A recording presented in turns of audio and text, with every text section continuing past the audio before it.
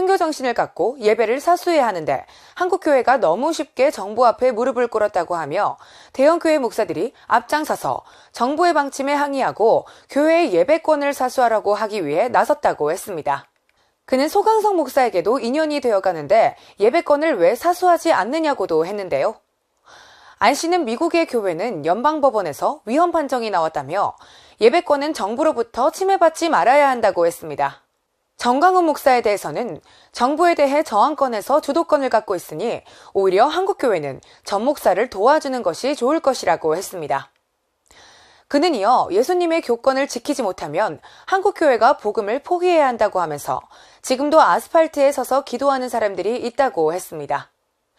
이에 대해 자유일보가 안정권 씨의 1인 시위 현장으로 취재를 나가보았는데요. 그 현장 함께 보시죠. 지켜내지 못하는 목회자가 무슨 목회자입니까? 자격 없다. 자, 질문 주시는 거에 추가로 사랑제일교회가 행정명령으로 전례 없이 종교 건물로 처음 폐쇄 명령이 떨어졌습니다. 오늘은 사랑제일교회예요. 그러면 말 듣는다고 여기는 세금 많이 낸다고 해서 성금 많이 낸다고 여기는 봐줄 것 같습니까? 작은 교회가 무너지면 큰 교회도 무너지는 겁니다.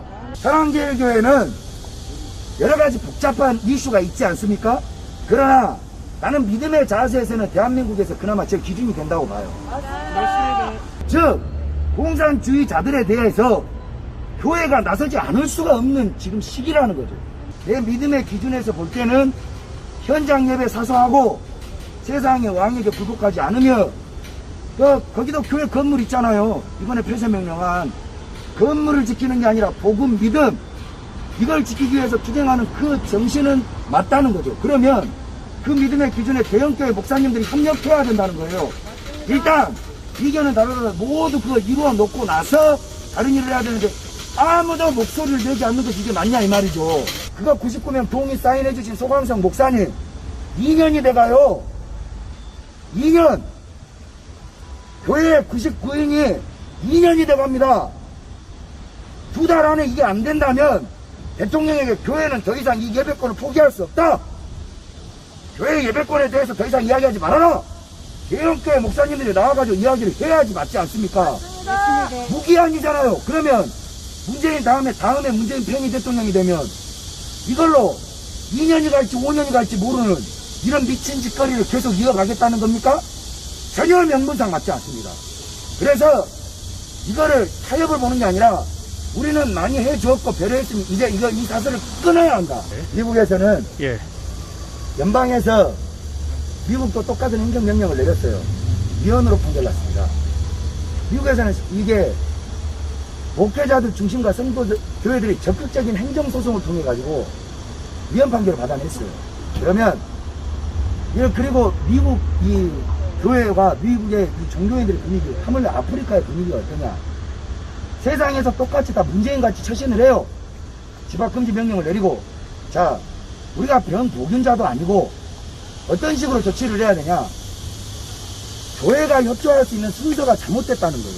첫째, 예배권을 무작정 내주는 게 첫 번째가 아니라 얘들은 그렇게 일을 하길 원하죠. 그러나 우리가 마지막까지 포기할 수 없는 모든 방법과 다 동원해서 안 될 때에도 예배권은 여기에서 100m 거리를 떨어지더라도 교회를 지켜야 합니다. 근데 우리가 충분히 방역 조치도 교회에서 선제적으로 하고 있고 거리두기도 하고 있고 필요하다면 종합운동장을 빌려서라도 교회의 예배를 볼 수 있는 거죠. 이런 방식을 충분히 교회가 먼저 모험적으로 했고 이제까지 일어나는 모든 코로나 사태를 보면 교회가 아닌 무슨 개이들 목욕탕에서 일어났고 어디 룸살롱 술 처먹던 데서 일어났는데 이런 새끼들을 통제를 먼저 하지 않고 교회에서 방역수칙을 충분히 더 업그레이드 할 수 있고 만약에 재정적으로 부족한 교회라면 이런 방역수칙이 지켜지도록 뭐 성도 30명 40명 이게 통제가 안 되겠어요? 이런 지원이 이루어지도록 교회에서 유도해서 어떻게든 예배권은 침해받지 않게 하는 것이 먼저죠. 근데 그런 거에 대해서 외국에서는 오히려 이걸 정부가 그런 식으로 한다고 해서 성도들이 극렬히 저항해서 예배권을 사수하는 분위기입니다. 특히 미국은요. 위헌 판결까지 받아가면서 아예 한국은 목사들이 그냥 지도자고 명령자들이에요. 설령 미국 같은 곳에서는 목사가 그런 결정을 내리더라도 성도들이 그걸 반대해서 위헌 판결을 받아냈어요. 그러나 이 대한민국은 교회 서열이 존재하고 신도 수가 교회의 서열을 정하고 그 대형교회 목사들이 대장 노릇을 해요. 국회의원, 대통령, 부총리 이런 개념을 갖고 있거든요. 대형교회 목사, 아니 한교총의 총회장이라고 해도 그 사람이 결정하면 모든 전국에 있는 신도들이 다 드려야 됩니까? 아니라는 거예요. 그 사람의 대표일 수는 없습니다. 다만 조건에 대한 합의를 이끄는 의결권이나 아니면 합의권이 있는 거지, 이 예배권에 대해서 뭔 한교총 회장이 결정권이 뭐가 있냔 말이에요. 지금 이 시간에도 아스팔트에서 기도하는 사람도 있다고. 맞습니다. 어쨌든 집회가 허가되기 시작을 하면 그거에 맞게끔 해서 제가 투쟁의 방식을 올릴 겁니다. 사람들을 불러 모을 것이고, 지금 혼자 싸우지만은 나는 이런 것들이 작은 조약돌이 될 거라고 봐요. 결국에 전국에 있는 사람들이 이걸 보게 되겠죠. 그 안에서 선택을 할 거란 말입니다. 결국 교회와 예수님은 자기 마음 안에 있으니 자기 스스로에게 자기 각자의 십자가에게 묻고 결정을 해서 때가 되면 나오죠. 이런 교회가 성도를 10만을 입고 있어봐야 5,100만 중에 10만일 뿐입니다.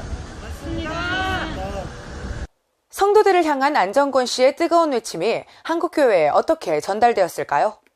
지금까지 FNL 미션 뉴스였습니다. 시청해주셔서 감사합니다.